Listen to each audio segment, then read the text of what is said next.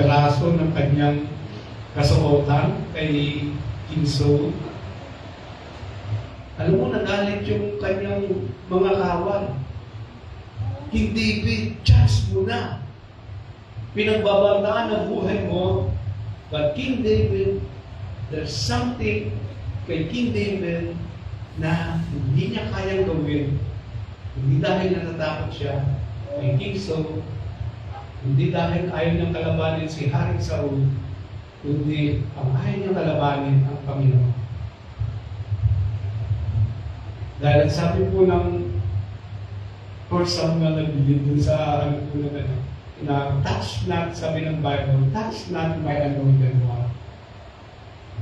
Yung anointing, there is something sa anointing na pag pinahiran ka ng Diyos, hindi yung tao ang kinakalaban mo, ang Diyos. That's why, kahit na yung pastoral ninyo, yes, she is a woman. Maaaring nakakukuha ng pagkakamali, but she is a woman of God. And anointed by God. There is something that we must respect to the anointing. Kasi ang Diyos ang kinakalaban mo. So, once we disobey, nagkakaroon na tinatawag po natin na nagkakaroon tayo ng vulnerability, doon pumapasok ang kalaban, yung kaaway, si Satan, yung aatipihin ka niya. Kaya nga sabi ni King David, no, I can't do that. Hindi ko pwedeng ibuin ang inanoint ng Panginoon. Kaya nga sabi ko kanina, ipakita nyo kay Satan na anointed kayo. Kasi once na alam ng kaaway na anointed ka, hindi ka niya kayang ibuin. Maligang tanggalin muna ni Lord yung protection niya. Malala niyo kay Job, hindi niya matouch si Job. Nung tinanggal lang ng Panginoon yung protection niya, doon pala na-touch ni Satan si Job. Kaya yung buhay mo, nung pagka inanoid ka, bahala mo kagad sa diablo. Kaya mong bahala siyang magkaroon ng sakit ng ulo. Dahil he cannot touch you. Satan. Why? Because of the protections of God. He watches over you. Ito yung isa. Yung sinasabi ko nga. And so, yung ministry na yan ay napaka laban natin na from generation to generations. So, itong wonderful oil na ating pong gagawin itong gabi nito, dahil ang sabi nga ng Panginoon, tayo na sa New Testament kasi ikaw na yung templo ng banal na Espiritu Santo. Before, yung lahat ng gamit sa temple, inaanod ng oil. Yung temple, inaanod siya, binibisikan siya ng oil. Now, sa New Testament, 1 Corinthians chapter 3, don't you know that you are now the temple of the Holy Spirit? So it is not the oil that makes special, it is the presence of God, the power of God. Yung salita ng Panginoon, yung kapangyarihan ng Panginoon. Oil is just the symbol, but it makes special because you obey yung pinagagawa ng Panginoon. Sinusunod natin yung pinagagawa sa atin. So, hindi lahat siya available para sa lahat. Doon lamang sa sumusunod, obedient kung ano yung sinasabi ng salita ng Panginoon. So, wala na yung ating So, number one point na nais natin tingnan sabihin na the anointing oil set you apart. It set you apart. Ngayon, babalikan mo yung Exodus, Ibinigay yung recipe kung paano raw gagawin yung anointing oil. Binigay yung instruction, paano gagawin. You shall make from this, sabi niya, a holy anointing oil. Yung compounded ng ano po, o yung mga kasangkapan niya, kung paano gagawin. According, sabi niya doon sa galing ng performer, yung tagagawa nila ng pabango. Pero it shall be a holy oil. Tapos you shall anoint the tabernacle. Yung unang-unang ano doon, kinuha nila, i-anoint mo yung tabernacle. Sa atin, ang command sa atin, i-anoint mo yung buhay mo. As the temple, as the tabernacle of God. Sabi nga ano kanina, yung puso daw natin, yung temple ng Holy Spirit, He shall anoint your heart. Kaya pala si King David, sabi niya, he is a man after God's own heart. Kahit na siya ay hindi naman perfect, marami din siyang mga kasalanan, pero makikita mo na lagi niyang pinapasiyasa yung kanyang puso. Lagi niyang ginagawa yun. Lahat daw ng gagamitan, pati yung mga kutsara, labor, yung hugasan, lahat ng ano yun, para maging holy siya, para maging karapat dapat siya, kailangan siyang i-anoint ng oil. Second Timothy sa ano yun, sabi ni Paul, there is things, great house na made for yung mga utensil na made to honor God and to dishonor. Kahit na gold ka, pero pagka hindi ka na-purify, you are meant to dishonor. Pero kahit na clay ka lang, tapos na-purified ka, you can be used for honor. Yung Panginoon.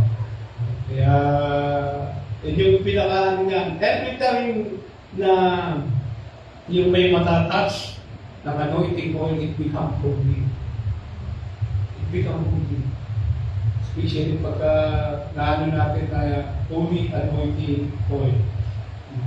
Kaya sila Aaron, inanoint sila kung ng kanilang mga anak, they consecrate para po sila ay mas set apart. Yung mga ginagawa natin ngayon, set apart. Kakaiba sa ginagawa ng nasa labas. We are now, parang tingnan mo, I remember before, siguro kung hindi ako pastor ngayon, baka sundalo ako. Iba artista. Wala akong balak mag-artista. Yeah. Pero before kasi high school days, I remember, ano po kami sa vanguard, ano po kami sa UP. At mga klase ko lang naman ng mga panahon na yun, mga general yung tatay. So, barkada ko, anak ng general, tapos, yun, privilege kami, binigyan na nga kami ng yung parang pass, papunta doon. Hindi na kami mag-take ng exam. Pipirmahan na lang namin kasi yung test paper, may mga sagot na. Pero, yung kaklase ko, medyo mataas yung kanyang ere. Ayaw niyang pumasa ng hindi siya sumasagot. Yun, sa awa ng Panginoon, bagsak kami. At hindi talaga kalooban ng Panginoon. So, I remember dun sa army ko, meron silang, pag pupunta sila dun sa isang lugar at meron silang target, dun behind the enemy line, pupunta nila ng picture, tapos from that picture, mag-aano sila ng parang laser pointer, nakaano po ninyo ngayon. Yung laser pointer, kukunin ngayon yan ng isang dun sa may taas, parang message naman. And then, alam na ng Judas kung nasaan yung target, yung mga sundalo, kung nasaan yung target. The same as person na may anointing, alam ng Diyos kung sino yung anointing. Parang nangyayari ngayon. Laki-laki ng universe. Pag ipinutok mo sa earth, makikita mo, may pagtitipon. Tapos, pag sino mo pa, makikita mo, lalaki siya, na parang nasa lugar ng mga Visayas. Pag sino mo pa, parang isang lugar ng Antique. Tapos pag isino mo pa, parang barangay ng Hamtik. Tapos pag isino mo pa, parang isang area ng lugar ng barangay, may nagtitipon, nagpupuli, may maamit sa akin. God knows it because nakapokus parang laser light ng mata ng Panginoon. Because you are the temple of the Holy Spirit who is in you. Ano yung word na yan? We're the temple of the Holy Spirit. Kaya pag sinabi ng Panginoon, hindi mo na kailangan ng backup. Ang backup mo, ang Panginoon. Kaya kung kailangan mo ng backup, kailangan mo lang magpa-anoint. Kailangan mo maging vessel ng oil. Temple. You need to know na pag may anointing kayo, sabihin you have the rights and privilege to minister in the temple. Ano yung temple? Ano yung presence ng Panginoon? Kaya dapat maano natin na kailangan ko magpa-anoint ngayong gabi nito. You become anointed. Pag anointed ka, you are set apart. Bukas, kakaiba ka sa mga yung ordinary attendees. Kakaiba ka. You are set apart. Kaya, para kang instrumentong gagamitin ng Panginoon para bukas. Brother, you will be an instrument of God bukas. Amen. Sino mang i-touch mo dahil meron kang anointing, may kapangyarihan. He will go to use you for a special purpose. Gagamitin ng Panginoon ang araw ng bukas ng inyong 7-year Thanksgiving anniversary dahil nais ng Panginoon kumilos sa buhay ng bawat isa sa atin. Yung year purpose niya. Kaya yung be expectant tomorrow. Be expectant tayo. Kailangan natin mamaya ay magpapanood tayo kay Bishop ng langis. If you want your business to be succeeded, paanohin mo. Alam mo, I remember nung araw, dahil pag-uwi ko ng bahay, kahit lagi may din ako. Lagi kong inaanoin yung bahay namin, yung anak ko, yung makapag-pray. Nililay hands lang siya. Symbol ng anointing. Set apart. Pangalawa, na po natin, the anointing with oil brings revelation. Nais ni Satan, hindi ka ma-anoint. Hindi mo malaman yung kapangyarihan mo. Ayaw niyang makita mo yung mga bagay na nais ng Panginoon sa buhay mo. Kasi yun ang sabi ni Paul, na the God of this world has blinded the mind of the people. Nais niya lagi tayong bulag, hindi makita yung nais na makagandang plano ng Panginoon sa buhay ng bawat isa sa atin. That's why 2 Corinthians 4:4, na pinang doon, whose mind the God of this age has blinded. Kaya minsan hindi natin nakikita, ang ganda na plano ng Panginoon sa family mo, sa magulang mo, sa mga kapatid mo, even in your life. Hindi natin siya nakikita. Kasi tinatakpan ni Satan. Ayaw niya makita, ayaw niya maging sakit ka ng ulo ni Satan. Kaya ayaw niyang maunawaan natin na pag tayo ay hindi na open, hindi na-reveal sa atin yung magandang plano ng Panginoon, nais ni Satan lumakad pa rin tayo sa kadiliman, parang kakapaka-paka, parang hindi mo alam yung magandang plano o yung purpose ni Lord sa buhay. Hindi minsan. Kaya kung hindi mo naunawaan na God's anointing, it's open a revelations with you. Para pa rin tayo nasa kadiliman. Literally, ang nais ng Panginoon, ma-open yung ating spiritual eyes. Ma-open para hindi na naman tayo bulag. Kaya may iba, try to pray, pero si Lord, ibinibigay na sa iyo yung revelation. Kasi yung blindness, try mong kausapin yung bulag, pagpalit ka sa kanya. No. Hindi niya alam sa kanya dadalhin. Pero itry mong magpalit sa taong anointed, he or she knows where God lead.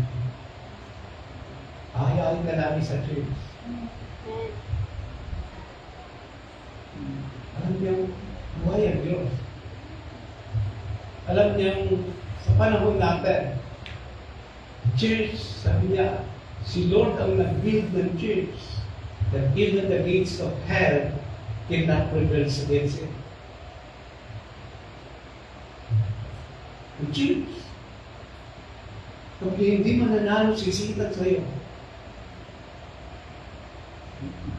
Kaya pagka na-reveal sa iyo, na-anoint ka, ma-open yung eyes mo.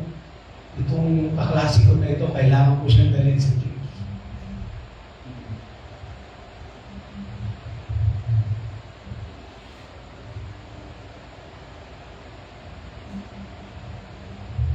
Kaya ayaw ni Satan na ma-open yung eyes ng marami. Yung understanding ng marami. Nais ni Satan, okay na yun, tumanggap ka na. Bayaan mo yung revelation na yan. Tapos mo na yan. Sasabihin sa'yo, bata ka pa. Marami ka bang i-enjoy sa mundo ito. Pero actually, God is preparing you for something great. Kaya nga sabi ni Paul kay Timothy, huwag mo sabihin bata ka. Huwag mo hayaan. Nasabi nilang bata ka pa. No. Look at Revelations chapter 3. Sabi niya, I counsel you to buy from me gold refined by fire, so that you may be rich, and white garment, so that you may be clothed yourself, and the shame of your nakedness may not be seen, and set to anoint your eyes, so that you may see. Kailangan mong anoint yung ating mga mata para makita daw natin. Mabuksan yung ating mga mata.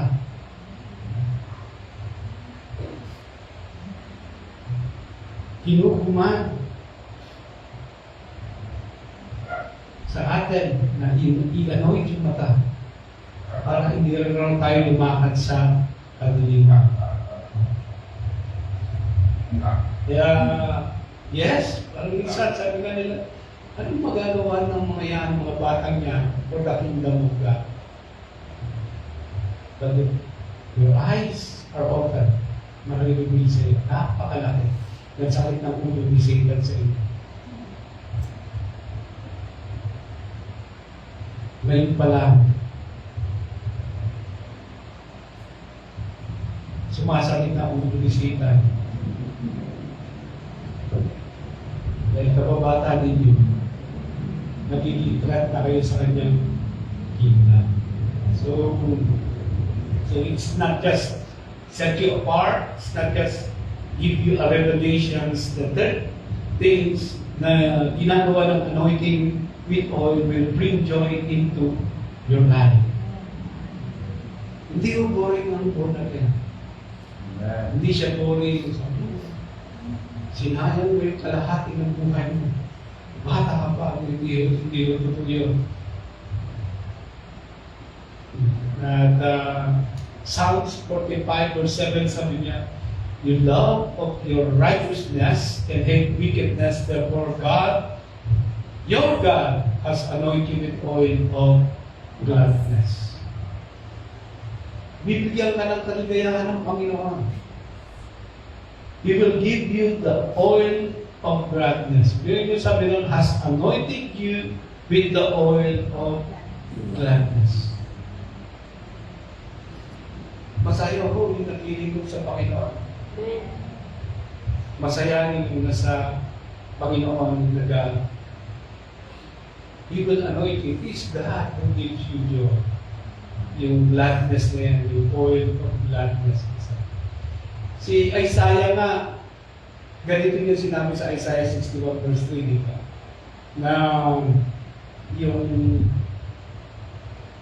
magka-counsel from Lord sa throne, to give them beauty for ashes, yung oil of joy for mourning, inaan niyo yung praise, yung pag may spirit of happiness, alam mo ikaw gagamitin ko.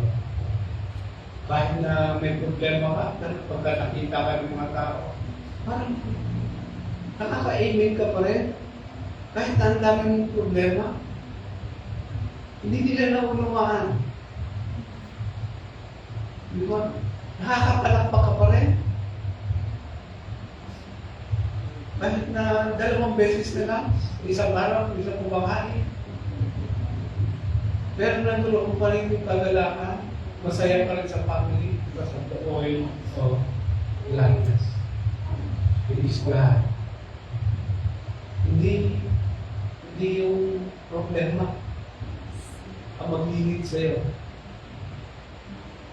Kaya nga sabi ng there are something na kontrolado mo, may mga bagay na hindi mo kontrolado. Mga bagay na hindi mo kontrolado. Give it to God. Pero yung mga bagay na kontrolado mo, hindi ko bibigay sa iyo. Kaya kahit na may problema ka, yung pag-ngiti, pag-shout, pag-awit, nasa sa iyo. Kontrolado niya. At dyan yung pilit na kukunin sa iyo ng kaaway. I-destroy niya kasi yung joy mo. Nais niyang i-destroy ka. Kaya nga mamaya sabihin natin, Lord, touch me once again. Ipuin mo muli kami ng iyong langis. We want to experience that joy. Kakaiba yung joy pag may anointing.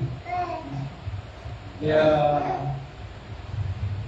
dati ko, sorry na hindi ako nakabilipin kayo. Dala ko yun talaga, hindi ako maalis ng bahay na hindi ko dala-dala yung anointing oil. Lagi kong may na sa bag. Pero itong biyahe namin, nagpalit kasi ako ng bag, hindi ko pala nailipat yung sa isang bag ng bitbit ko. Buti na lang at may dala yung ating mga kapatid. Pero lagi yung I carry it around my body. Kasi lagi nagpapaalala sa akin. Lagi it is a sign na may promise ni Lord kayo, I'll never leave you nor forsake you. Pag binibig ka ng anointing oil, kahit daw anong oil man siya, lagay niyo lang sa maliit na bote, pag-pray niyo sa pastoral ninyo, and carry it sa inyong mga misa. It's a symbol, oil of the Holy Spirit in you. Kahit saan po kayo pumunta, the presence ni Lord kasama mo. Kung paano yung symbol na ginagamit ko sa communion is the same symbol na very powerful, yung anointing oil. Parang lagi kong bitbit si Jesus. Lord, promise mo ha, walang iwanan. Pag may nakasalubong kang aso, Lord, walang iwanan. Pag tinahulan lang yan, Wala. walang iwanan. That's the power of the presence of God. Symbol nasa sayo. Pinakikita niyo ano ho na may ginagawa nilang palamuti. Yung iba ho talaga ng ano na pagka meron ho nung panahon ng araw na yung nasa maliit na bote tapos may oil na nila. Yung iba nga ako nilalagyan pa nila ng tassel. It symbolizes the healing of God. Pero if you really into it, saan ko naman about the symbol ng presensya ng Panginoon, alam mo yung kahulugan niya, yung meaning niya. Kaya, every time na makikita yun ng kaaway sa'yo, binibigyan mo siya ng high blood. Nakaka-high blood si Satan sa'yo. Pag nakikita ka niya ng lalakad, na meron kang lamis, tapos meron pang parang hibla, ano natasa. Nagkakasakit si Satan. Nakaka-high blood siya. Sa mga oras nito, nakikita niya pinakinggan mo yung message, something very powerful. Sumasakit po ni Satan. Yeah, that's why God wants to open our eyes. Kaya mamaya, Lord, open mo yung eyes ko. Nais ko, every time na pupunta ako sa church, nandoon yung joy ko, nandoon yung gaan ko, kahit na may problema, maawit pa rin. Kahit na may mga difficulties, yung oil will help you overcome. Yung nanais ng Panginoon sa atin. Kaya number one, anointing oil will set us apart. Pangalawa, anointing oil will bring revelations in your life. Number three, anointing with oil brings joy. Magdadala talaga siya ng kagalakan sa iyo. And number four, anointing with oil brings the you. Brings the you. I guarantee you, lagi inaalok po yan sa Isaiah.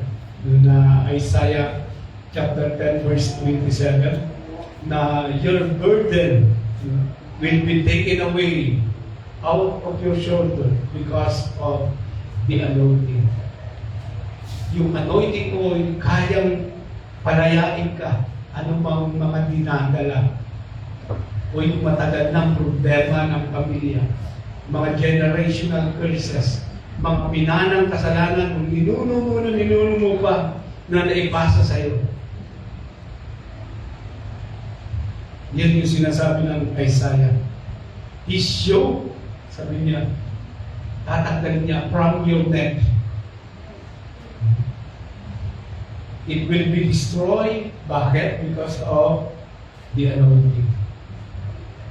The anointing. Ilang beses na muna rinitin yung mga message na yan. Yung mga sa scripture, dati ko pinaan. The anointing. It's about you being submitted to God. Pag sinurrender mo ang buhay mo, that's why we sabi na, it shall come to pass in that day that this burden will be taken away from your shoulder. Aalisin talaga na. Anointing.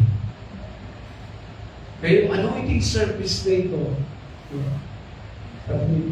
i-destroy niya yung yoke, yung bigat ng bawat isa. Para bukas, when you serve God, you are full with gladness. Tapos maligaya ka na. Lahat kung saan mo, gitaan mo na. Gitaan mo na. Kasi you will going to destroy yung yoke na ibibigay ng Diyan. every time sa amin sa Japan, every time na magkakaroon kami ng big event, lagi akong nagkakaroon ng problema. Pero lagi akong ginagawa nagpapanood. Because the anointing breaks the yoke of bondage. Break the yoke of bondage. Kaya nga lagi yung pinapaalala yan na if you want the devil cannot cross over your family sa tahanan, maglagay ka ng boundary. Satan, hindi ka pwedeng mag-cross ng line. Inanoint ko yan. Bahay namin, anointed yan.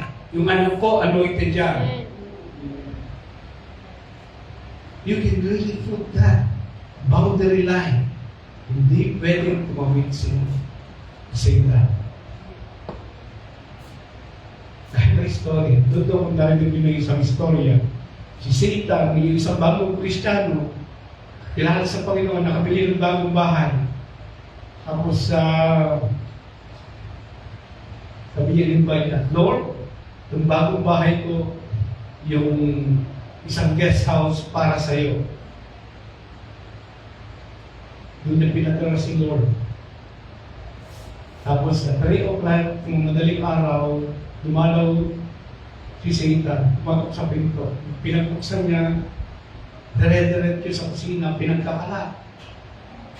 Yung laman ng rep, laman ng doon, hinahalat-kalat talaga ni Satan. Tapos, yung may-ari, at tinatawag niya, Lord, tulungan mo ko, help me. Pero hindi sumunod si Lord.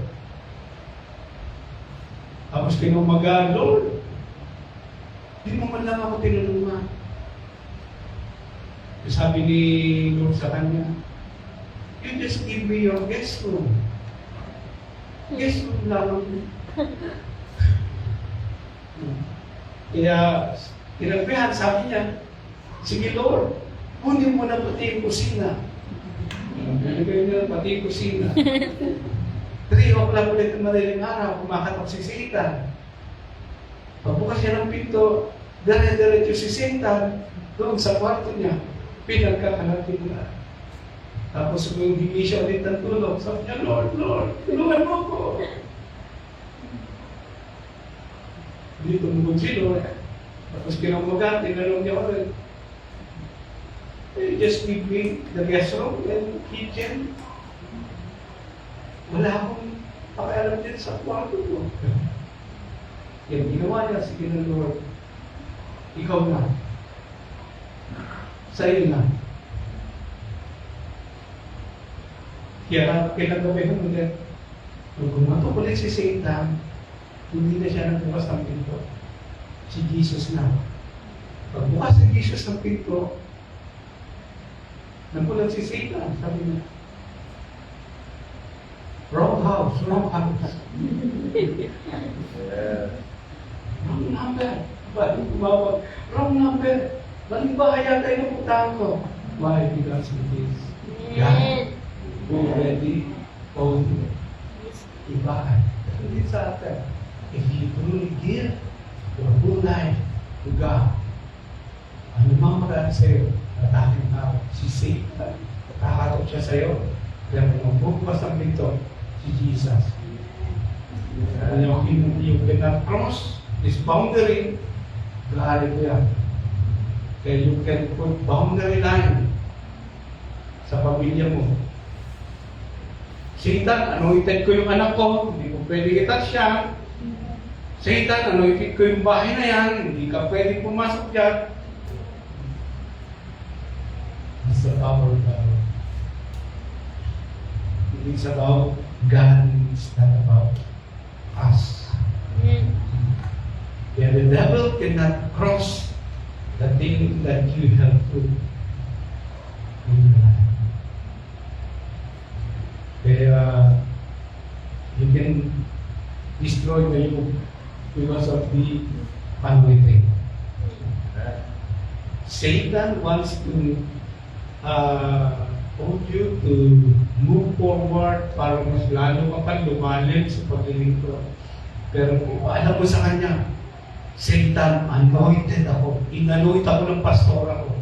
Hindi mo alam yung future ko. Pero si Lord alam na yung future ko because God knows from end to the beginning.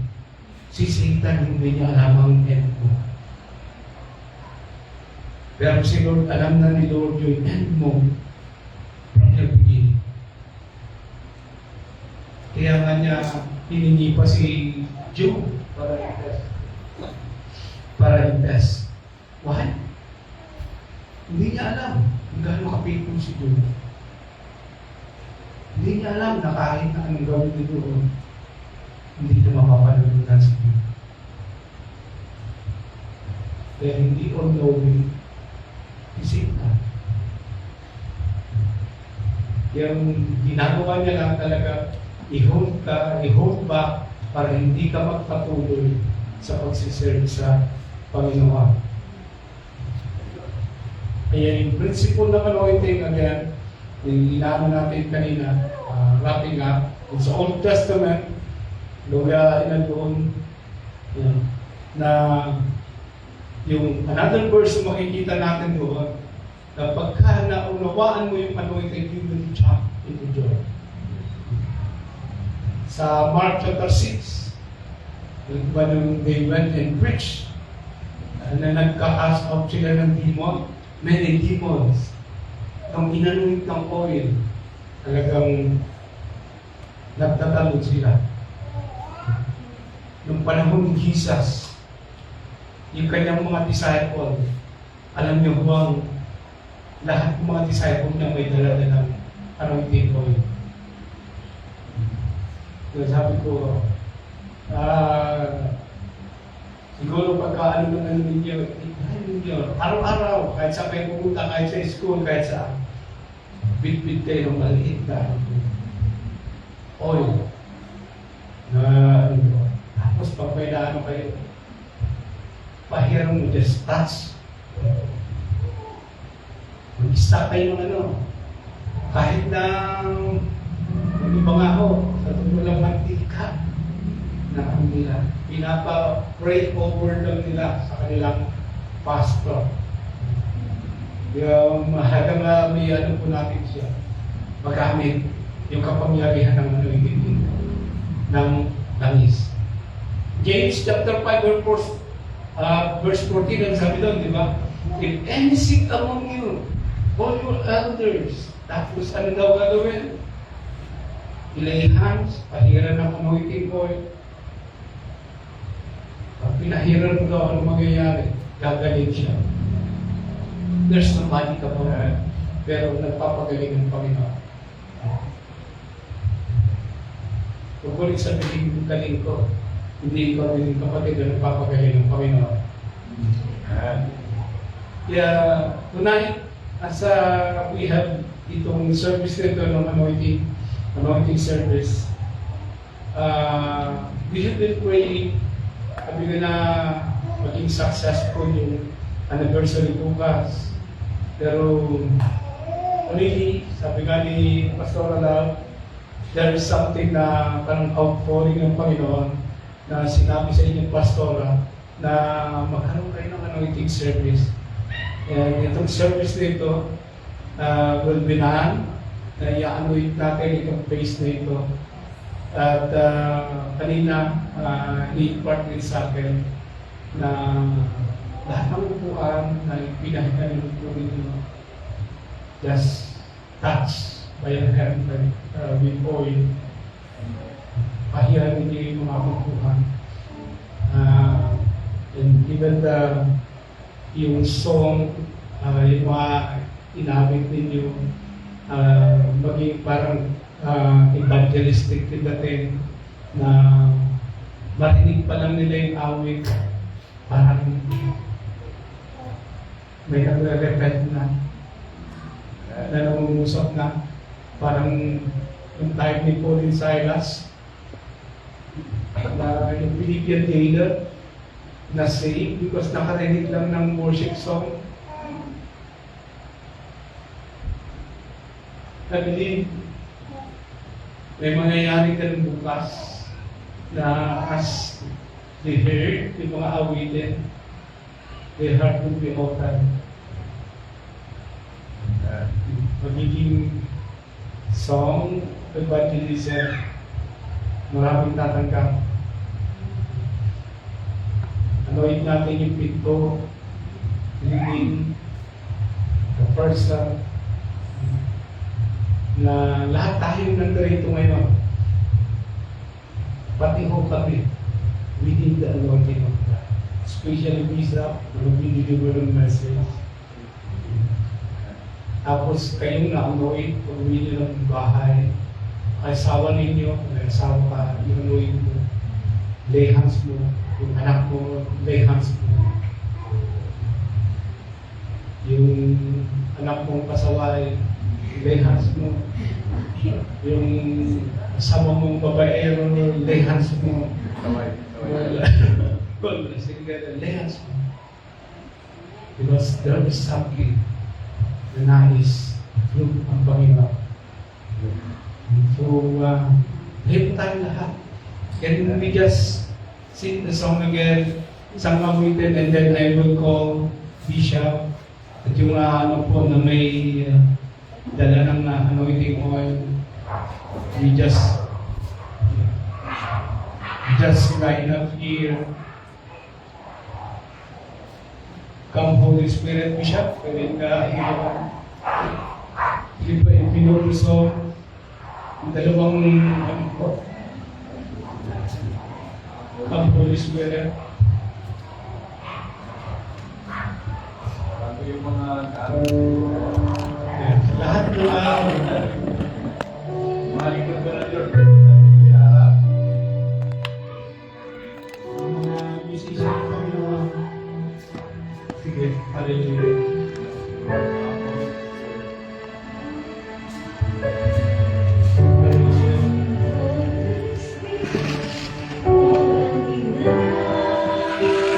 Just open your heart wide.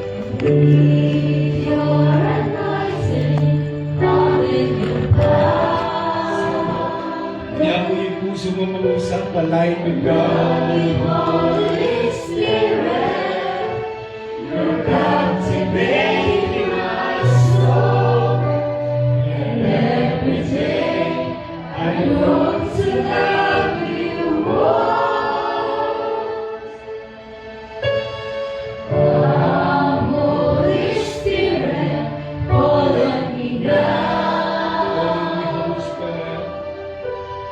I need your anointing, come in your power. I love you, Holy Spirit, you're captivating my soul, and every day I grow to love you more. Oh yes, Lord. I'm reaching for your Holy Spirit. you hold my life in your hands, drawing me closer to you. I feel your power in you. Nothing compares to this place where I can see you face to face. I worship you in spirit and in truth. I'm reaching for your heart. You hold my life in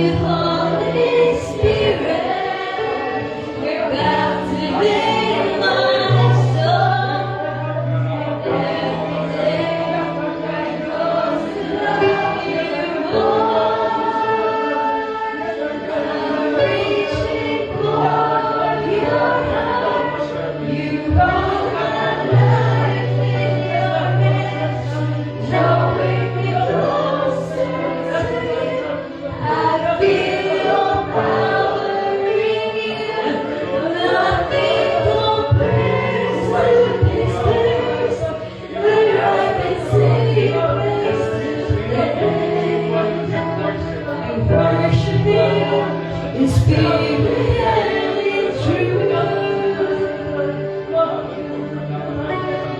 God, Holy Spirit, follow me now. I need your anointing, loving your power. Love your Holy Spirit, recaptivate my soul. And every day I grow to love you more. I'm reaching for you. You hold my life in your hand, drawing me closer to you. I feel your power in you. Nothing compares to this place where I can see His face to face. I worship you, Spirit and truth.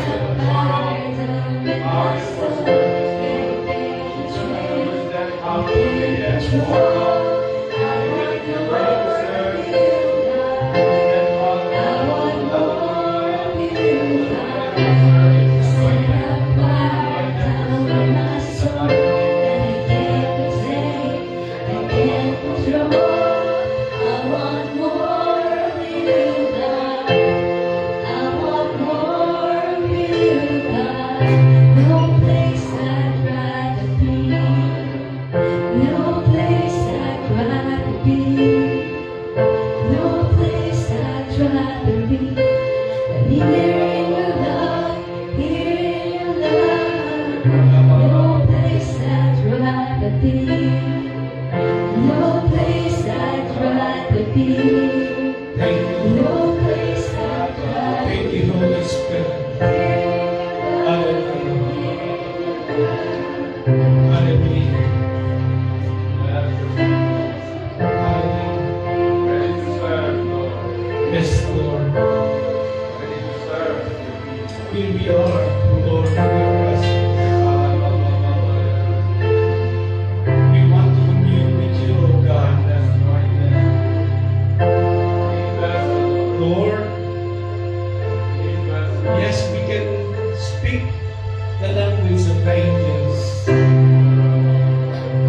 but you can do more than the angels cannot do. You can worship God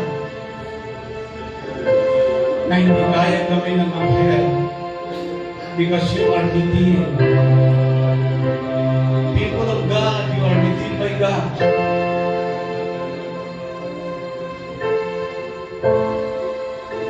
And you have the privilege and call Abba Father. We can access directly to the God because of that redemption made by Jesus. We can experience the presence of God, the Almighty. Hallelujah. Just align our heart to God. You can hear directly the voice of God. Because it's given you the access into His holy place. That you can come boldly into His throne. Malaya ka, pinapayagan ng Panginoon na pumasok at maranasan ang kanyang presensya. Sapagkat tayo yung mga tinubos ng Panginoon. Mga tinubos ng dugo ni Kristo. That's why you are more privileged than the angels who cry, Holy, Holy, Holy, Mighty, Mighty, Mighty. Your worship is so precious with God. Yung iyak mo ngayon na yan, so precious with God. Sapagkat nararanasan ng Panginoon, worthy na in-offer ko yung buhay ko para sa mga taong ito. Hallelujah.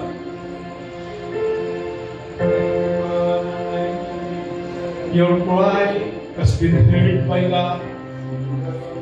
In Revelation chapter 5, once na napuno yung bowls of your prayers, the angels of God will go in to throw it down.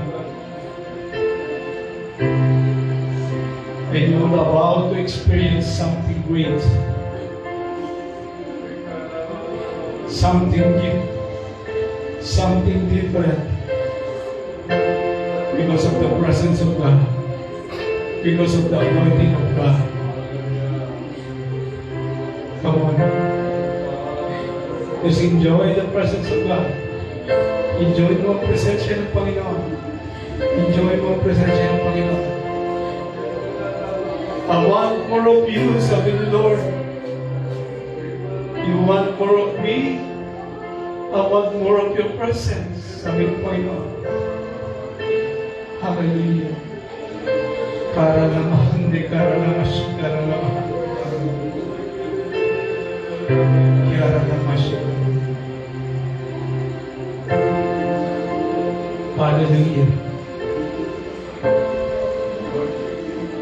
Tomorrow, some of you will go to receive the celebrations na nais ng kaaway, na guluhin, ng tagumpay, ng inyong anibersaryo at pagpupulot.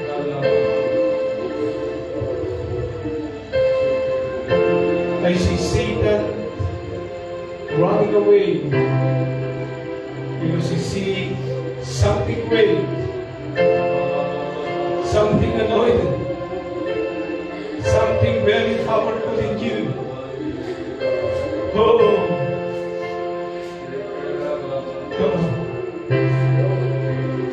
Baba will present you. God is laying His hand. God is about to lay His hand sa bawat isa sa atin. The hand of God. The presence of the Holy Spirit. Oh, just enjoy His presence. Hallelujah. Hallelujah. Shikalalamahandeka. Oh, Ruach. Oh, Yabo, Ruach. Oh.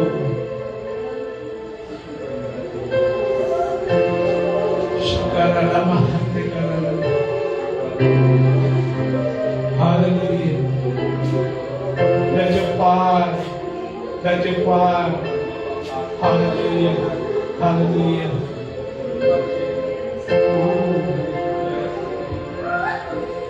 And release the anointing. Holy Spirit, release the anointing. Sweep us, Lord. Flood us with your anointing. Hallelujah. Karalamashi, karalamashi, karalamashi. Let your big presence, Holy Spirit, Holy Spirit, anoint this public, anoint this public ministry, anoint this drums and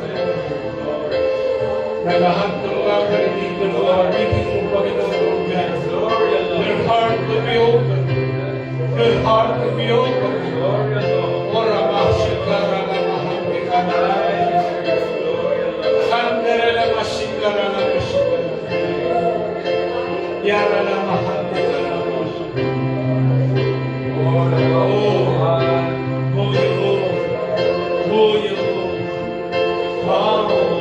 Come, Holy Spirit. Come, Holy Spirit. Fill this place. Fill this temple. Fill the mind. Hallelujah. Hallelujah. Hallelujah. We consecrate this place, Father God. Hallelujah. Hallelujah.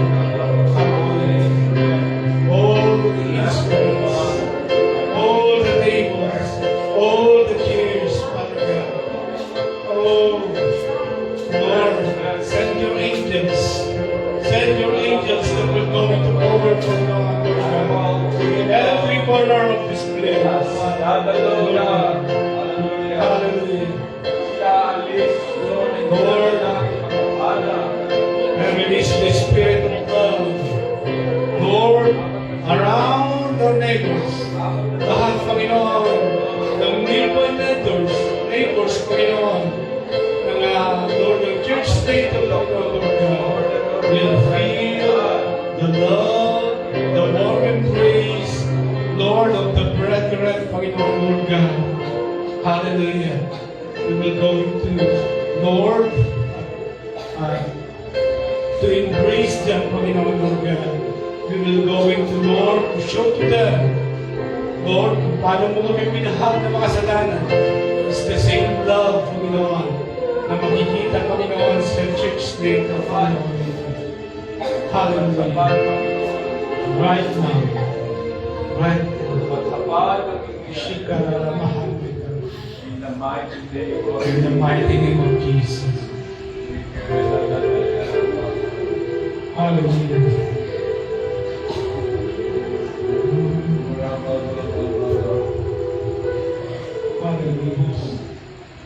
Hallelujah. We pray right now. All that have been invited to know. Makakaranas sila kung noon nakakaiba sa araw ng Lucas, Panginoon. Thank you for the promise, Lord. Lahat, Panginoon, Lord God. Thank you for the promise. Kaya ako po, Panginoon, Ngayon pa lang, Panginoon Lord God, your angels will go to prepare, Panginoon. Today,